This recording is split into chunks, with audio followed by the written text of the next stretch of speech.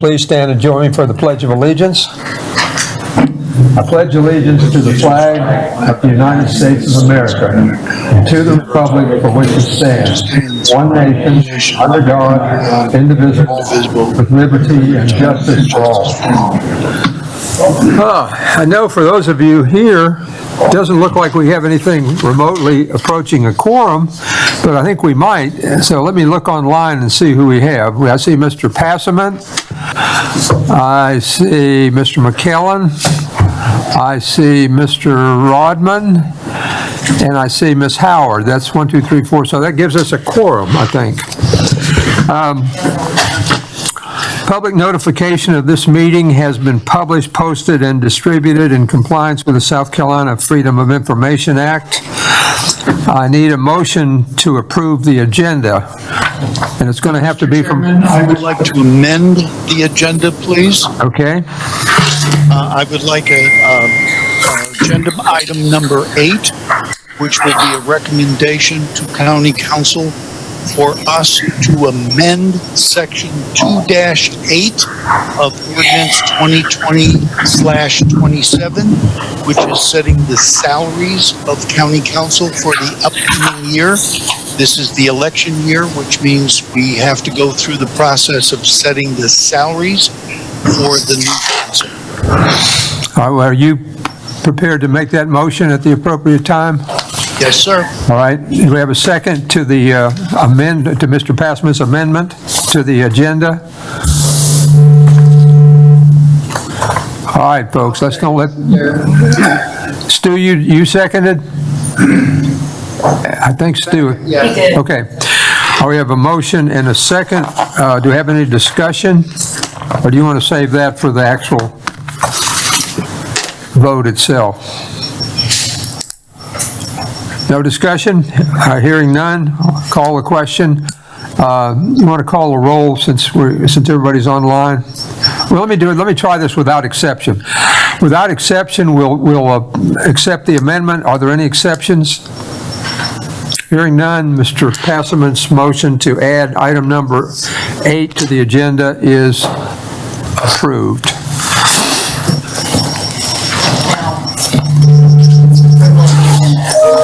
What? Now we approve the agenda. Yeah. So now I need a motion to approve the agenda as it has been amended. So moved. Second. All right, without exception, we will approve the agenda as amended. Welcome, Mr. Glover. I can see you come in.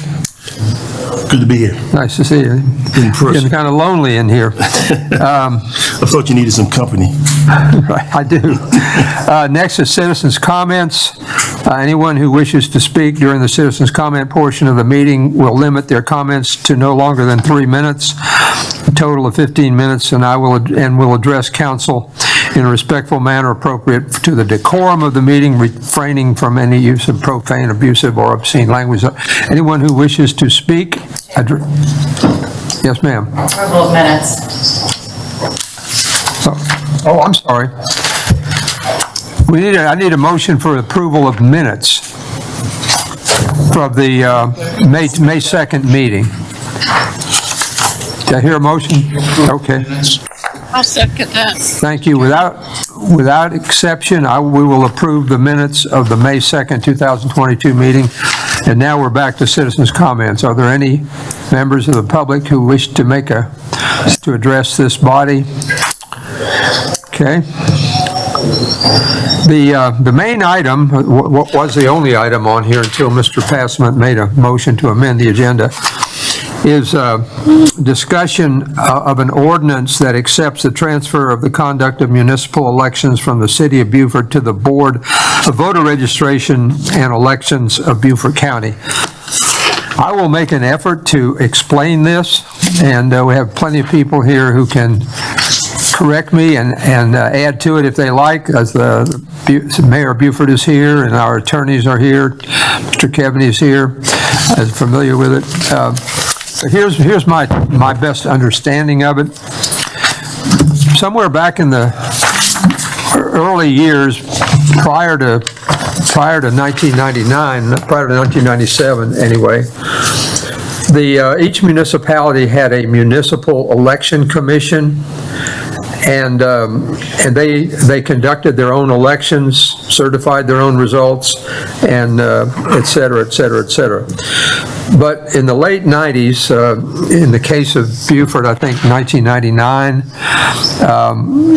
not just Beaufort, Hilton Head did the same thing. I'm not exactly sure of the date, but Beaufort elected to divest itself of the responsibility for actually conducting the elections.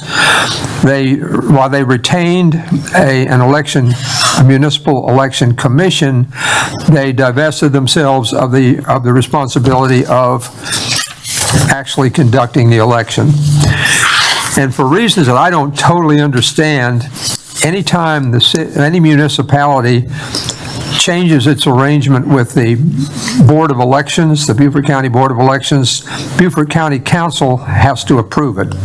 We don't have any authority to do anything with respect to the Board of Elections or the municipalities, but something that came out of the legislator gave us that responsibility. So in 2022, now the city of Beaufort wishes to now divest itself of its sole remaining responsibility, which is the certification of the election. And if you think about it, it makes perfect sense, because certification of election involves taking the information that comes from the Board of Elections and saying, yep, that looks good to us, and certifying the election. So it's a superfluous process, at least I think it is, seems to be to me. And apparently it appeared that way to the mayor who decided to move this along. So all we're doing today is we are agreeing with the city of Beaufort, who I believe has disbanded their municipal board of elections. Is that correct? Yeah. Good afternoon, Mr. Chair. Welcome, sir. Members of County Council. Good to see y'all, members of county staff. Great summation. I've been mayor 19 months now. Right after being elected mayor, some of you may recall we had a little issue with one of our elections commissioners. And those of you who are in local government, one of the things that is most exciting to me about government, you never know what the day is going to bring. And the Elections Commission issue was one of those where we went down a pretty deep rabbit hole about Elections Commission laws and how it's sort of structured between the municipality and the county and the state Elections Commission. So in that sort of discovery period, in talking with the director of the Elections Commission, Marie Smalls, we looked at all the state statute, and to your point, back in 1999, the city had deferred all of the sort of mechanics of an election to the County Elections Commission. So the polling places, the staffing, everything with the exception of us having our own 3-member Elections Commission and then them coming in after the election to certify the vote, everything else has been deferred, divested to the county. And the Elections Commission office made a comment that it was a little bit duplicative of them to have to call 3 members of the city municipal, which sometimes that was difficult. It's a 6-year term, so we appoint these folks who are very excited, and then by maybe year 2, 3, 4, they get a little less interested. So we've got county employees spending a lot of time chasing down municipal election commission members to simply come in and look at the information that's being provided, which I think is credible, and I think our county elections office does a great job, just to simply certify that vote. And it was told to me at that point that we could also defer, we could shut our elections commissions down and send that all, so county staff doesn't have to call a separate body, they don't have to publicly notice the elections commission, and we don't have to have a separate certification of vote. So our council, city council, talked about it back earlier in the year. We have, by ordinance in May, we haven't completely shut it down, because our understanding is these things sort of have to move in parallel between the county and the city. So our hope is, because we think it makes it a little easier for county staff, it's probably a little more cost efficient for taxpayers, and less cumbersome. But if county doesn't want to, defer it, we're okay keeping our elections commission. We just have to come to some resolution, because we do have an election coming up in November. We've got 2 seats that are up in November, and so we have to have elections commission to be able to certify that vote. And obviously ordinances take 2 or 3 readings depending on the respective jurisdiction. Thank you, Mayor Murray. To put this in a little context, the town of Hilton Head divested itself of not just the responsibility for conducting an election, which all the municipalities have done, but they divested themselves of the responsibility of certifying the election many years ago. So Hilton Head has been completely out of the picture, the elections picture, for a long time, leaving Bluffton, Port Royal, and the city of Beaufort. If we pass this today, the city of Beaufort will join Hilton Head in not having any additional responsibilities for elections. I will add that for some reason, the town of Port Royal and Bluffton retain the obligation and the right to certify the election. Now, that may or may not change. I can't speak for Port Royal, nor can I speak for Bluffton. But I can say that our legislature made an effort, I believe it was in the 21 session, may have been this year, but I think it was 21 session, to pass a state statute making these changes, mandating these changes, completely taking away any election responsibility from any municipalities. But that has not happened. Marie Small seems to think it may come up again in the next legislative session. I don't know. But for now, if we pass this today, all we're doing is relieving the city of Beaufort from its responsibility to quote unquote certify the election, which means they have to continue to appoint a municipal election commission, which is a cumbersome process and doesn't really accomplish anything. At least I don't think it does. So I will ask for a motion to approve item number 7 on the agenda. So moved, Mr. Chairman. Mr. Glover makes the motion. Do I have a second from the? I'll second, Mr. Chairman. Ms. Howard? Okay, thank you, Ms. Howard. Any comments or questions from members of council before we vote on this? I have a question, Mr. Chairman. Yes, sir. With regard to the equipment used in the voting, is that all equipment that is maintained and delivered and then brought back to the county for secure storage, or does the city have its own voting machine?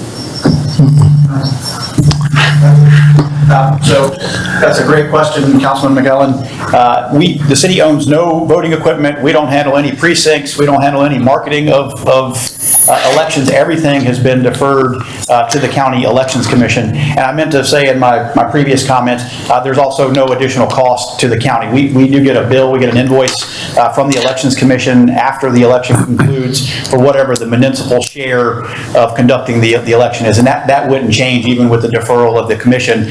You'll still invoice the city and we'll still pay for whatever the actual cost is. But we don't maintain any equipment or any facilities to make elections happen. One follow-up, Mayor Murray, is do you know if the county election voter registration people have weighed in on this and they have no objection to the transfer of this power? That's another great question. Yes, sir, they have.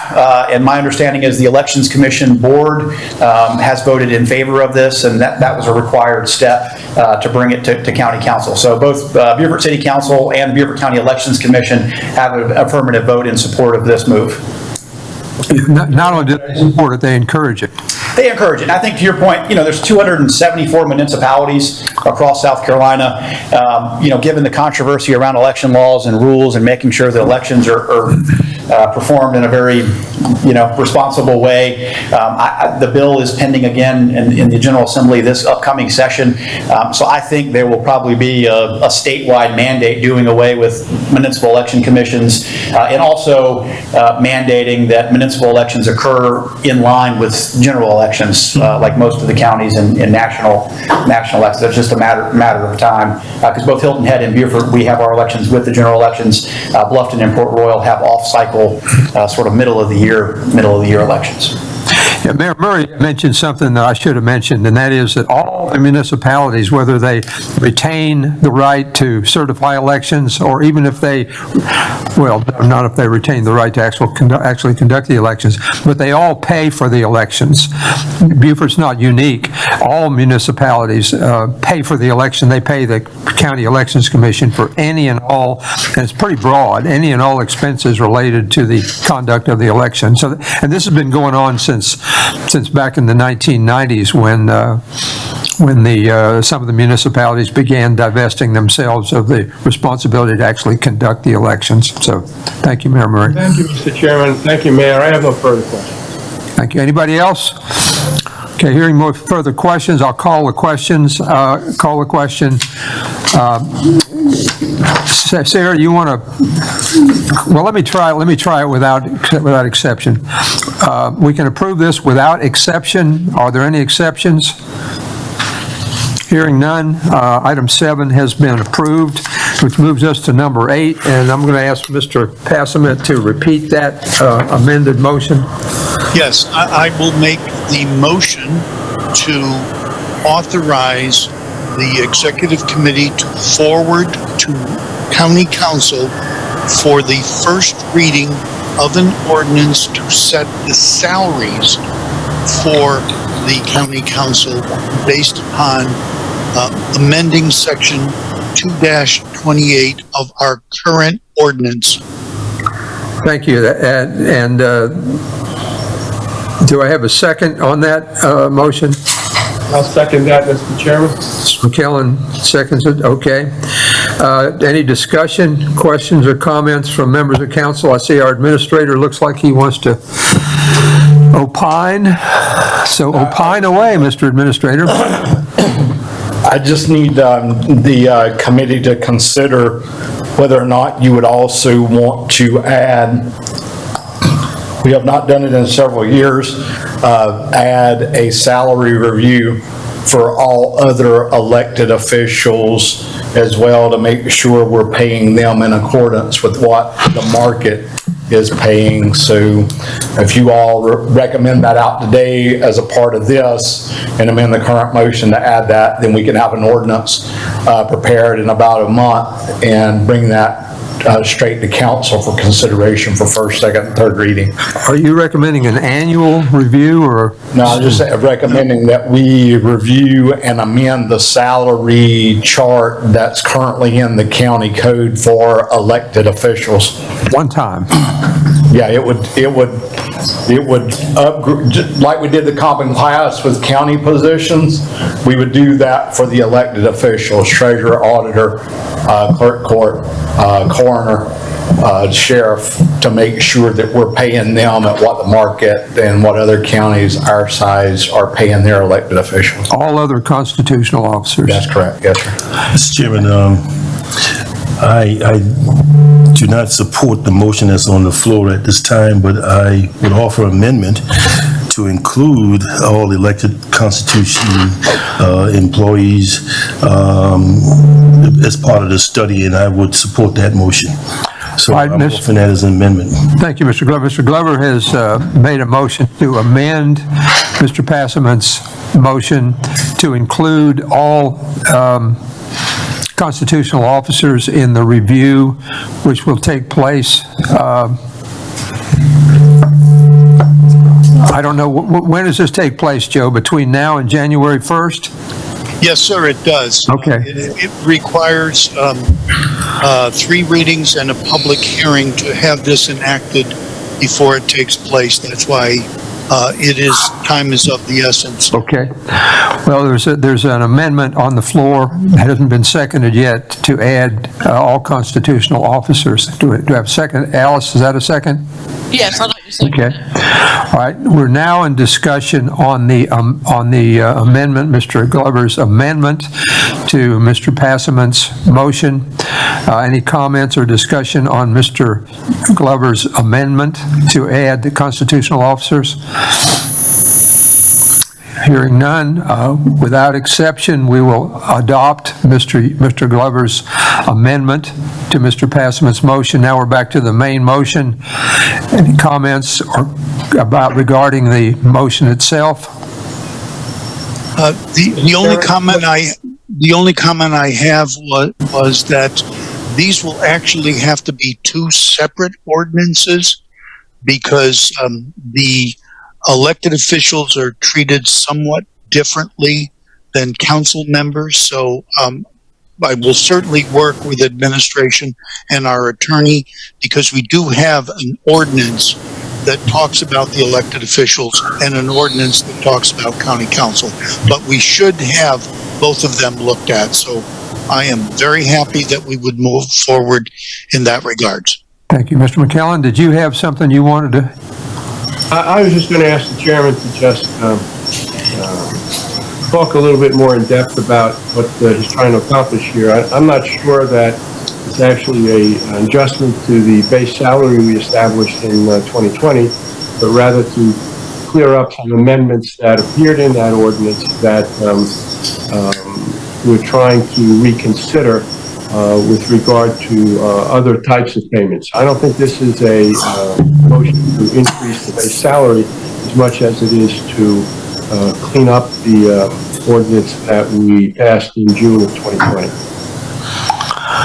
Mr. Passman, do you want to comment on that?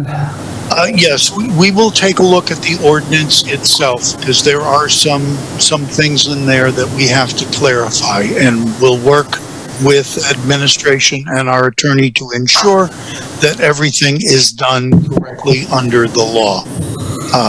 And we will have some suggested language changes. Okay. Any additional comments on the main motion, item number 8, that's under discussion right now? Hearing no additional comments, I think Mr. Glover said he wanted to vote against this. Is that correct, Mr. Glover? No, not the amendment. As amended. As amended, I'm supporting the. Oh, you okay? Yes. So, given that, I'll say without exception, we will approve this. Are there any exceptions for approval of what's now item number 8 on the agenda? Hearing none, item number 8 is approved. And As amended, now we have to take a vote on the complete package with the amendment. That was it. that was it. That was it? Yeah, that was it, yeah. We're okay. All right. Which brings us to the final item on the agenda, which is adjournment. Thank you. Wait, before we go, who's next? Alice? No, Larry. Larry. Are you set up for exactly 2 o'clock or as soon as my meeting's over? Well, the issue is, if our first speaker is here, I'm agreeable to starting it sooner, but I don't know if the announcement was as soon as you were finished. I have to check with Sarah on that. And Sarah would know if our first speaker was here. Sarah's going like this, Larry. Just, I can't see her or you. First speaker is not here, and we Not here. advertised the meeting to start at 2 p.m. We did not say, or at the conclusion of. Okay, 2 o'clock is good because this is going to be probably about, I would say, 30-minute meeting, and then we'll start the natural resources right at the end of the meeting. All right, the next meeting will start at 2, promptly at 2. Mr. McKellen, is that correct? And we can use the same Zoom invitation, yes, Sarah? Sorry, repeat the question? Can we use the same Zoom invitation to attend the meetings that are following? Yes, sir, it's the same link. Okay, so we can leave the meeting and come back in, correct? Yes, ma'am. Thank you. All right, we are dismissed.